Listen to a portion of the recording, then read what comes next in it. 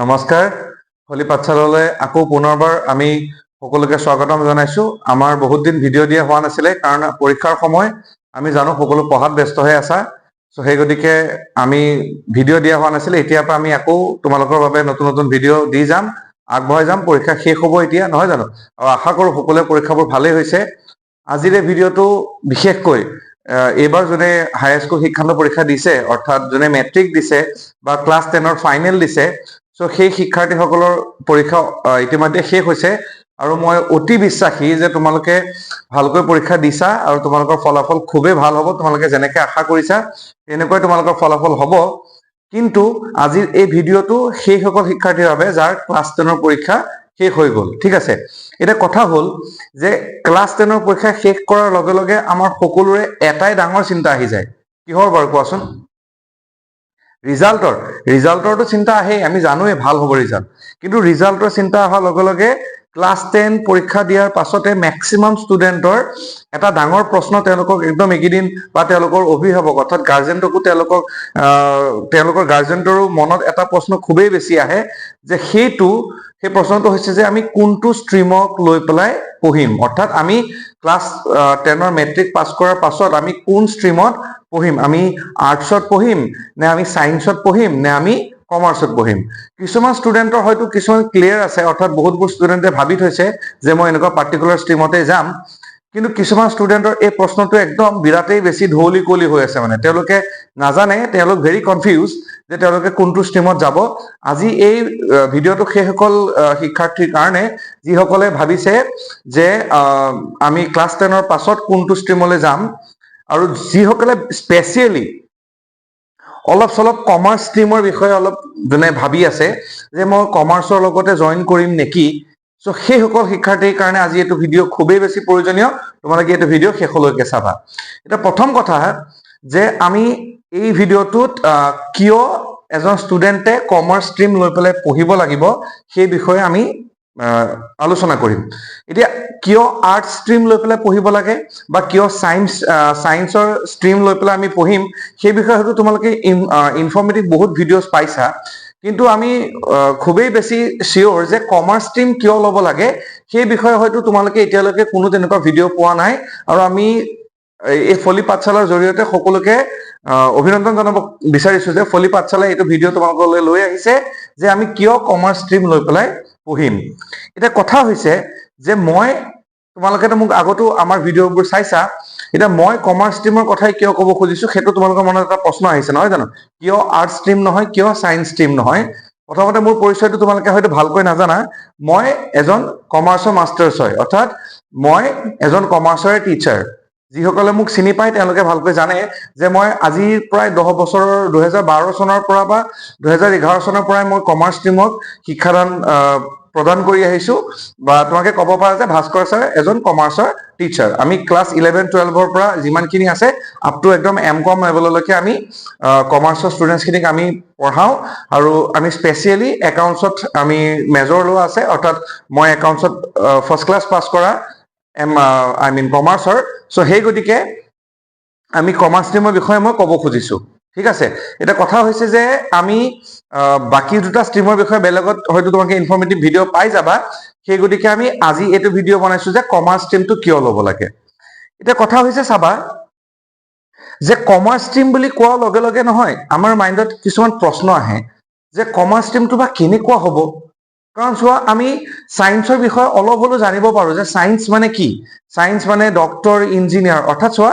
আমি এতিয়া যিটো ষ্ট্ৰীম ল'ম নহয় আমি যিটো ষ্ট্ৰীম এতিয়া সিলেক্ট কৰিম সেই ষ্ট্ৰীমটো কিন্তু আমাৰ ফিউচাৰ হ'ব সেই গতিকে এইটো বহুত ইম্পৰ্টেন্ট অৰ্থাৎ আমি মেট্ৰিক পাছ কৰিম মেট্ৰিক পাছ কৰাৰ পাছত আমাৰ জীৱনৰ সেকেন্ড ইনিংস আৰম্ভহে হ'ব যেটো একদম মেইন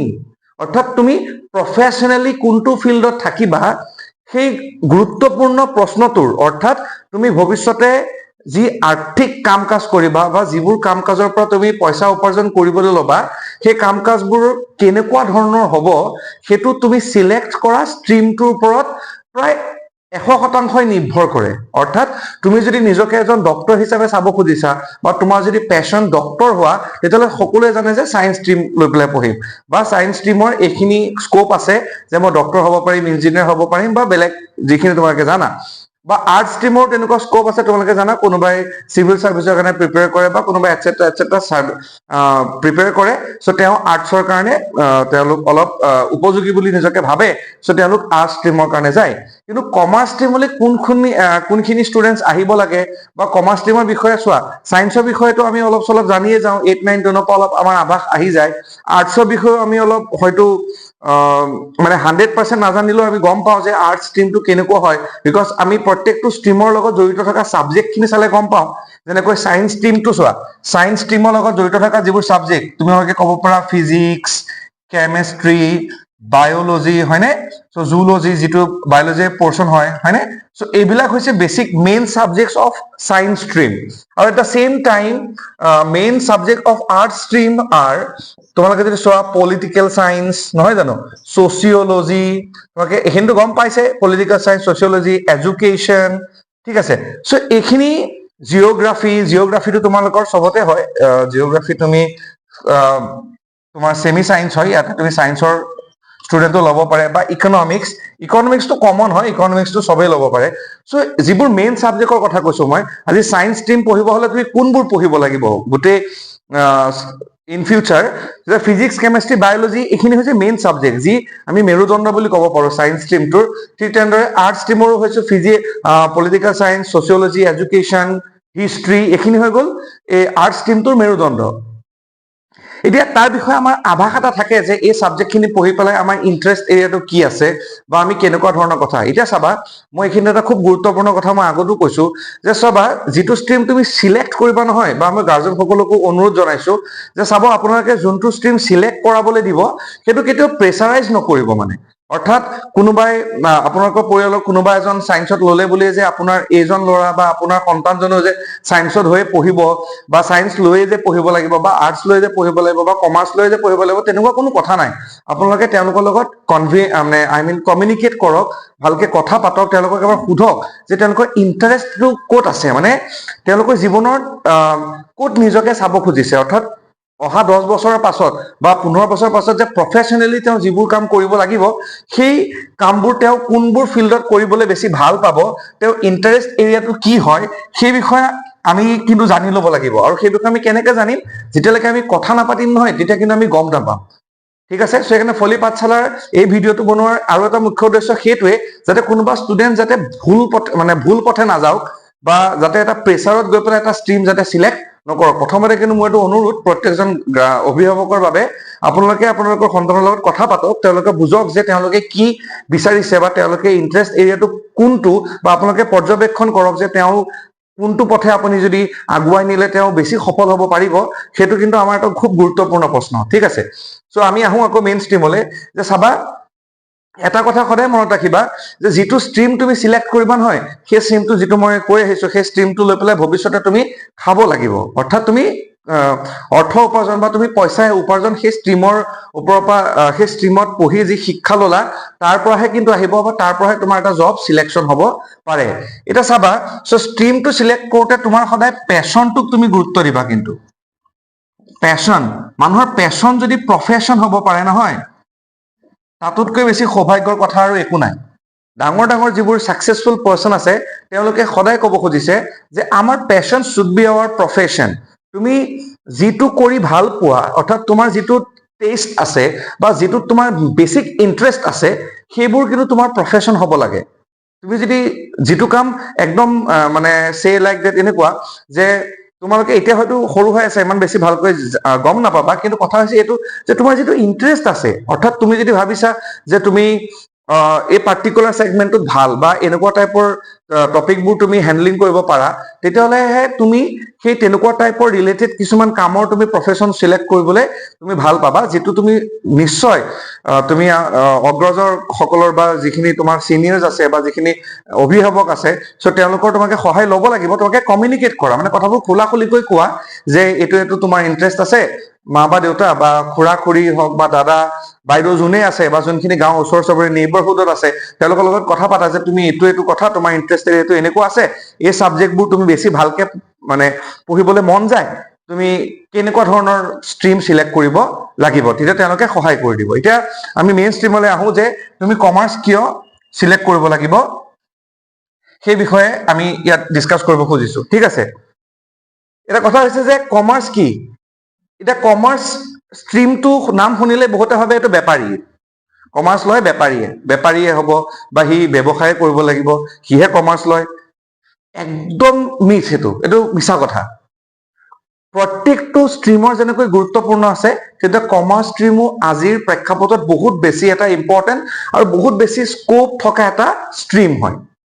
ঠিক আছে। সো মই লাহে লাহে অলপ ডিকোড কৰিব চেষ্টা কৰিম যে চোৱা, কমাৰ্চ ষ্ট্ৰীমত যে তোমালোকে পঢ়িব খুজিছা, তো আমি আৰ্টছ আৰু সায়েন্সৰ বিষয়ে যদি অলপ সৰু আমাৰ আভাস যদিও আছে, কমাৰ্চৰ বিষয়ে একদম মেক্সিমাম ষ্টুডেণ্টে একো নাজানে, অলমোষ্ট নাজানেই বুলি ক'ব পাৰো। আৰু সেইকাৰণে হয়তো তেওঁলোকে কমাৰ্চ ষ্ট্ৰীমৰ প্ৰতি তেওঁলোকৰ ইমান ইচ্ছা নাযায়। তেওঁলোকে ভাবে যে সায়েন্সত পঢ়িলেহে বা আৰ্টছত পঢ়িলেহে হ'ব নেকি, কমাৰ্চত একো ফিউচাৰ নহবই নেকি, তেনেকুৱা একদম সম্পূৰ্ণ মিছা কথা। কিয় হ'ব তোমালোকে চাই থাকা। সব প্ৰথমতে জানিব লাগিব যে কমাৰ্চ ষ্ট্ৰীমটো কি হয় আৰু ইয়াত কিহৰ বিষয়ে আমি জানিব পাৰিম। কমাৰ্চ ষ্ট্ৰীমে সদায় business, money, trade and management, এই প্ৰধান টপিকবোৰৰ লৈ পেলাই ডিছকাশ্যন কৰে। অৰ্থাৎ তোমাক যদি মই একদম টু দা পইণ্টত যদি বুজাব বিচাৰিছো নহয়, আজিৰ প্ৰেক্ষাপটত তুমি চাবলৈ গ'লে আমাৰ ডে টু ডে লাইফত প্ৰয়োজন হোৱা সবতকৈ বেছি ইম্পৰ্টেণ্ট, অৰ্থাৎ মানুহৰ জীৱনৰ গতিবিধি নিৰ্ধাৰণ কৰা এটা প্ৰধান উপাদান হৈছে পইচা, মানি, হয়নে নহয়? মানি ইজ চুইটাৰ দেন হানি বুলি কয়। অৰ্থাৎ পইচাৰ তুমি ইম্পৰ্টেঞ্চটো মানুহৰ জীৱনত চোৱাচোন কিমান। সো তুমি পইচাৰ ইম্পৰ্টেঞ্চটো মানুহৰ জীৱনত যিমান নহয়, সিমানেই কমাৰ্চৰ মানে কমাৰ্চ এডুকেশ্যনটোৰ ইম্পৰ্টেঞ্চ আছে। অৰ্থাৎ য'তে পইচাৰ প্ৰয়োগ হয়, ত'তে তুমি গৰ্বৰে ক'ব পাৰা যে ত'তে বা সেই পাৰ্টিকুলাৰ জেগাত কমাৰ্চ এডুকেশ্যন বা কমাৰ্চিয়ান এজনৰ প্ৰয়োজন হ'বই। এজন ডক্টৰকো কমাৰ্চিয়ান এজন লাগিব, এজন ইঞ্জিনিয়াৰকো কমাৰ্চিয়ান লাগিব, কোনোবা এজন টিচাৰকো কমাৰ্চিয়ান লাগিব, কোনোবা এজন গেজেটেড অফিচাৰকো কমাৰ্চিয়ান লাগিব, কোনোবা ছিংগাৰকো কমাৰ্চিয়ান লাগিব, সকলোকে কমাৰ্চিয়ানৰ হেল্প লাগিব। বিকজ কমাৰ্চিয়ানে এনেকুৱা কিছুমান টপিকৰ ডিছকাশ্যন কৰে বা কমাৰ্চ ষ্ট্ৰীমত এনেকুৱা কিছুমান টপিকৰ বিষয়ে তোমাকে শিকিবলৈ পাবা, যিবোৰ আমাৰ জীৱনত ওতঃপ্ৰোতভাৱে জড়িত হৈ আছে। যেনে মই যদি ক'লো পইচা, অৰ্থাৎ পইচাৰ প্ৰপাৰ জ্ঞান, অৰ্থাৎ পইচা কেনেকে আহিছে, ক'ত যাব, পইচাৰ কেনেকে হিচাপ ৰখা হয়, একদম বিজ্ঞানসন্মত প্ৰণালীবদ্ধভাৱে পইচাৰ যিটো হিচাপ ৰখা গোটেই প্ৰক্ৰিয়াটো, সেইটো অনলি কমাৰ্চিয়ানছখিনিয়েহে জানে, ঠিক আছে। নেক্সট বিজনেছ, তোমাকে গম পাইছা বিজনেছৰ গোটেই হিচাপ নিকাচ ৰখাৰ পৰা আদি কৰি বিজনেছটো কেনেকৈ আমি সুচাৰুৰূপে চলাব পাৰো, বিজনেছৰ A to Z গোটেই কামখিনি কৰিবৰ বাবে কমাৰ্চিয়ান এজনৰ হেল্প ল'বই লাগিব। অৰ্থাৎ কমাৰ্চ এডুকেশ্যনে তোমাক সিমানখিনি মানে সম্বল কৰি তুলিব বা সফল কৰি তুলিব বা তুমি পাৰা হবা। এতিয়া ইয়াৰ অৰ্থ এইটো নহয় যে তুমি বিজনেছ খুলিব লাগিব। কমাৰ্চিয়ান হৈ পেলাই তুমি পঢ়ি তুমি বেলেগৰ বিজনেছো তুমি চম্ভালিব পাৰিবা। অৰ্থাৎ এজন কমাৰ্চিয়ানে বিজনেছ ৰিগাৰ্ডিং যিবোৰ কথা বতৰা আছে সেইখিনি শিকিবলৈ পাব। পইচা ৰিগাৰ্ডিং গোটেই কথা বতৰাবোৰ, গোটেই পইচা কেনেকৈ আমি হেণ্ডেল কৰিব লাগে, মেইন টপিক পইচাৰ চোৱাচোন কিমান বেছি মহত্ব আছে। য'তে পইচাৰ প্ৰয়োগ হয় ত'তে কিন্তু কমাৰ্চিয়ান এজনক লাগিবই। গোটেই ট্ৰেড ৰিগাৰ্ডিং অৰ্থাৎ কিনা বেচাৰ পৰা আদি কৰি সকলো মেনুফেকচাৰিং গোটেই ছেগমেণ্টত কমাৰ্চিয়ানৰ প্ৰয়োজন আছে। Then another most important topic, যিটো আমি কোনো কাৰণত ইগনোৰ কৰি চলিব নোৱাৰো, যিটো মেনেজমেণ্ট। অৰ্থাৎ তুমি যদি কমাৰ্চ ষ্ট্ৰীমত পঢ়া তেনেহ'লে তুমি মেনেজমেণ্টৰ বিষয়ে ভালকৈ শিকিবলৈ পাবা। মেনেজমেণ্ট যিটো পৰিচালনা কয়। এতিয়া চোৱা, পৰিচালনা প্ৰত্যেকটো ফিল্ডত য'তে পইচাৰ প্ৰয়োগ হয় ত'তে কমাৰ্চিয়ান লাগিব, আৰু য'তে পইচাৰ প্ৰপাৰ ইউজ কৰিব লগা হয়, বা তুমি যদি ভাবিছা যে উৎপাদনৰ উপাদানবোৰ যি আমি কওঁ নহয় men, material, money and machines, এই মেন, মেটেৰিয়েল, মানি এণ্ড মেচিনছৰ লগত আৰু এটা উপাদান এতিয়া যোগ দিছে, সেইটো হৈছে মেনেজমেণ্ট। অৰ্থাৎ মেনেজমেণ্ট যদি প্ৰপাৰ নহয়, অৰ্থাৎ পৰিচালনা যদি প্ৰপাৰ নহয়, তেতিয়াহ'লে কোনো ক্ষেত্ৰত কোনো কাৰণত কোনো ছাকচেছ হ'ব নোৱাৰে। এখানে প্ৰপাৰ মেনেজমেন্ট কাক কয়, মেনেজমেন্ট কি হয়, মেনেজমেন্টৰ বিষয়ে এটা পৰিচালনাৰ বিষয়ে আমি প্ৰপাৰ ফৰ্মেলি পঢ়িব আমি এই কমাৰ্চ ষ্ট্ৰীমতেই পাৰিম। গম পাইছা? এখানে মেনেজমেন্ট এতিয়া অৰ্থাৎ পৰিচালনা ক'ত নালাগে তুমি এবাৰ নিজকে সোধাচোন।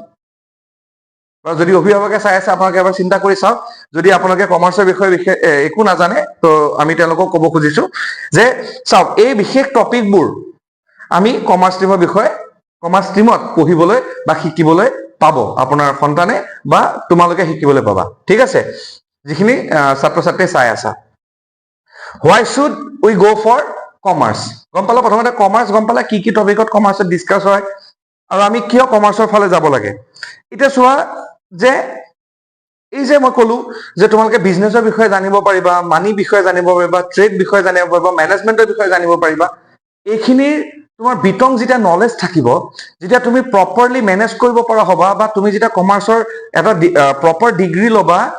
ডিগ্ৰী লৈ পেলাই যেতিয়া এই ছাবজেক্টখিনি তুমি ভালকৈ আয়ত্ত কৰিব পাৰিবা, তেতিয়া তোমাৰ ইন ফিউচাৰ ক'তো অসুবিধাৰ তুমি সন্মুখীন হ'ব লগা নহয়। বা তুমি মানে মই এইটো নকওঁ যে তুমি চাকৰি অৰ্থাৎ চাকৰি শব্দটো মই পাৰ্চনেলি বহুত বেছি ভাল নাপাওঁ, বা যি কি নহওক তুমি পইচা উপাৰ্জন কৰিব পৰা বিভিন্ন পথ তোমাৰ সন্মুখত মুকলি হৈ যাব। তুমি এই পাৰ্টিকুলাৰ টপিকবোৰৰ ভিতৰত তুমি এটা টপিকো বাদ দিয়াচোন,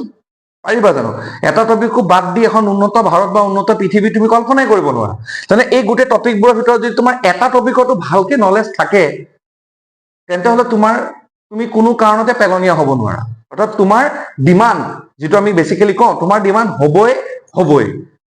just you should go for commerce. অলপ গম পাইছো মানে আমি কমাৰ্চ ষ্ট্ৰীমটোত কিয় যাব লাগে। অৰ্থাৎ আমি কৈ দিছিলো যে প্ৰত্যেকটো ষ্ট্ৰীমে কোনবোৰ টপিক অৰ্থাৎ ছচাইটিৰ কোনবোৰ টপিক লৈ ডিছকাছ হয় বা কোনটো এৰিয়াত বা কোনটো চেক্টৰত সি আমাক নলেজ প্ৰভাইড কৰিব, সেই ষ্ট্ৰীমটো আমি আমাৰ ইন্টাৰেষ্ট হিচাপত আমি চিলেক্ট কৰিম। ঠিক আছে, সেই হিচাপে আমি কমাৰ্চ ষ্ট্ৰীমে গম পাই গলো যে আমি কোনবোৰ টপিকত কমাৰ্চ ষ্ট্ৰীমে ডিলিং কৰিব। একদম হাই ছেকেণ্ডাৰী ফাৰ্ষ্ট ইয়াৰৰ পৰা একদম মাষ্টাৰ ডিগ্ৰী অৰ্থাৎ M.Com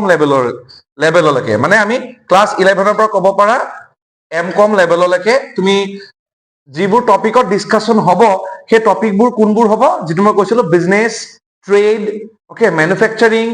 মানি মেইনলি, ফাইনেন্স, ইকনমিক্স, এই গোটেই টপিকবোৰৰ ওপৰত আমাৰ কমাৰ্চে ডিছকাছন কৰে। ঠিক আছে,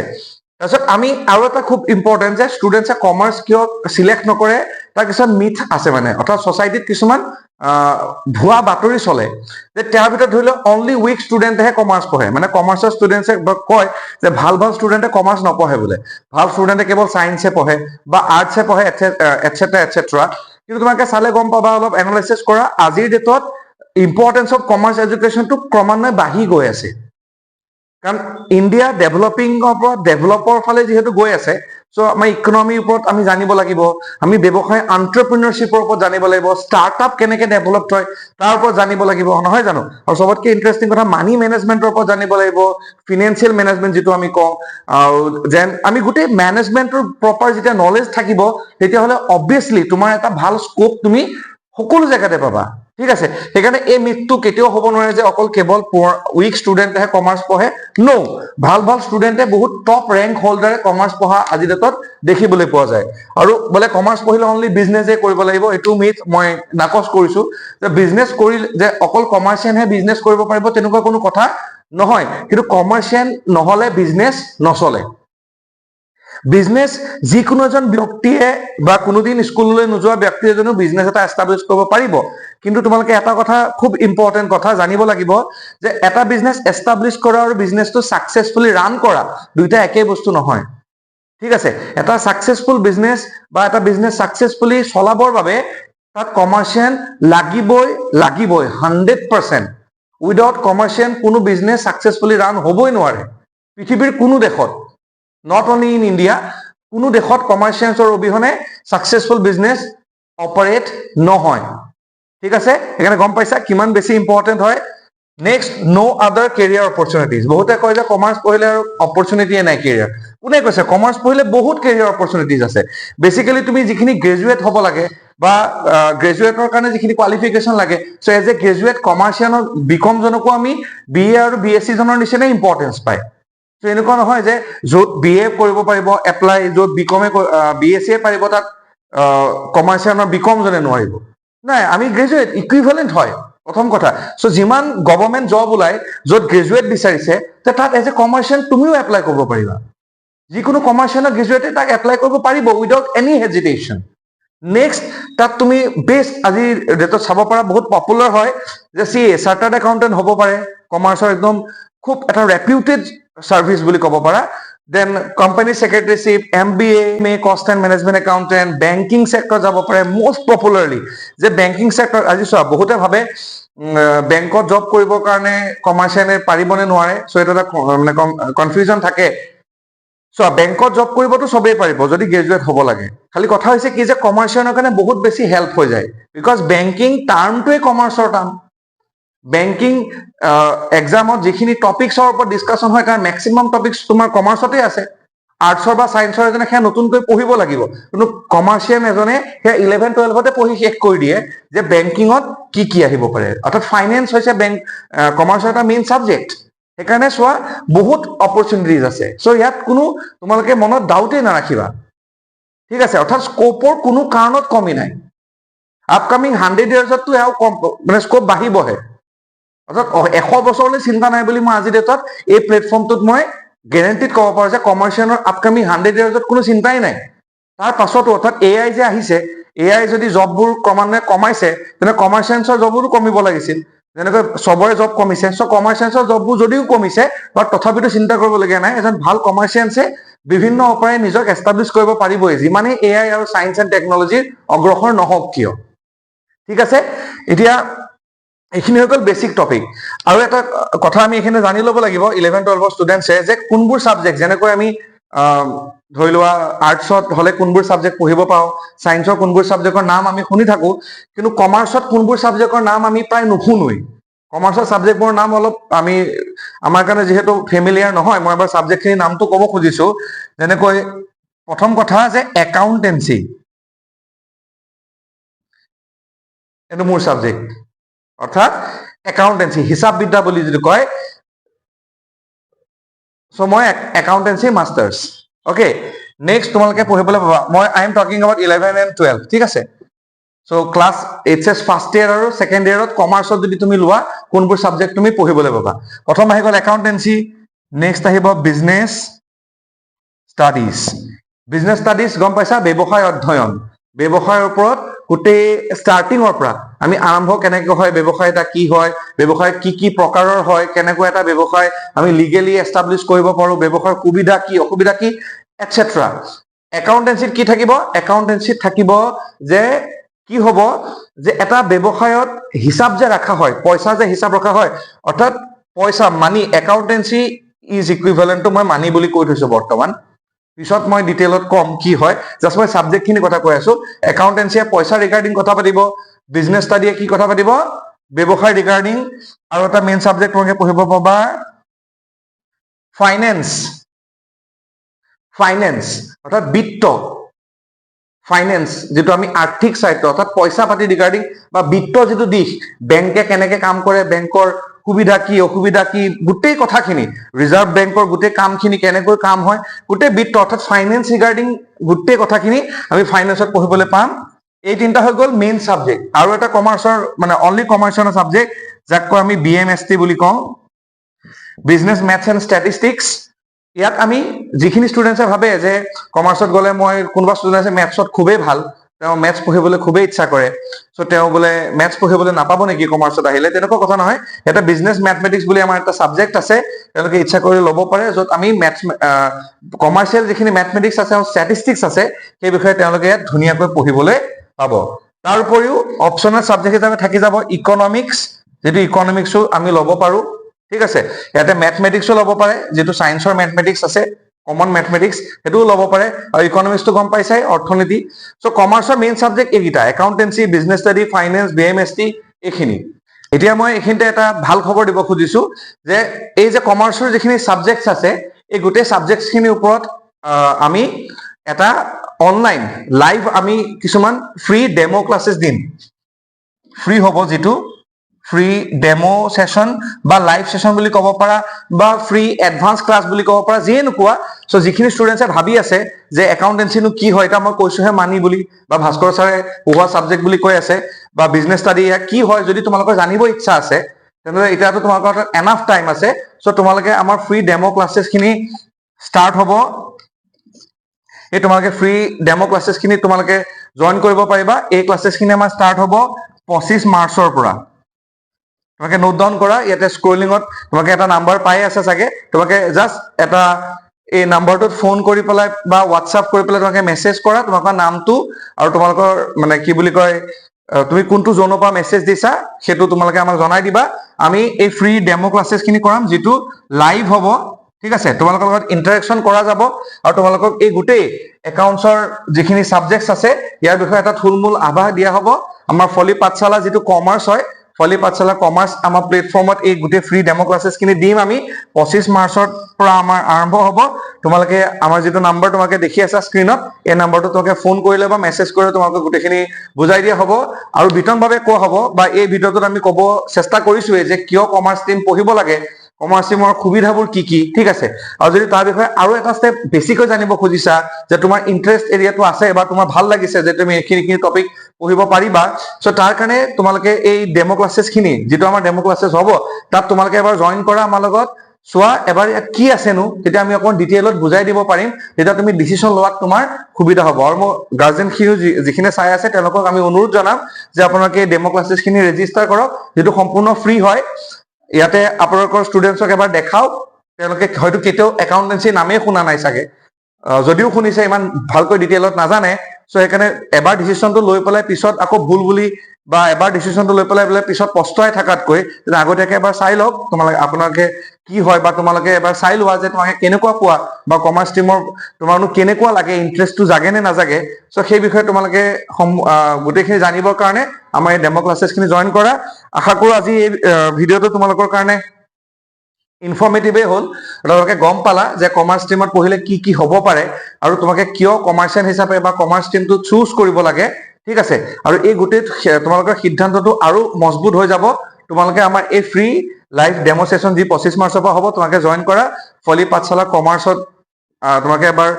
এই ডেমো ক্লাছেছখিনি কৰি পেলাই চোৱা কেনেকুৱা লাগে, তাৰপিছত তোমাৰ সিদ্ধান্ত আৰু মজবুত হৈ যাব। আজিলৈ এইখিনি ভিডিঅ' আমি ইয়াতে ৰাখি দিছোঁ আৰু ফলি পাঠশালা চাই থকাৰ বাবে তোমালোকক সকলোকে ধন্যবাদ জনাইছোঁ। আশা কৰোঁ সকলো ভালে আছা আৰু ভালে থাকিবা। ধন্যবাদ।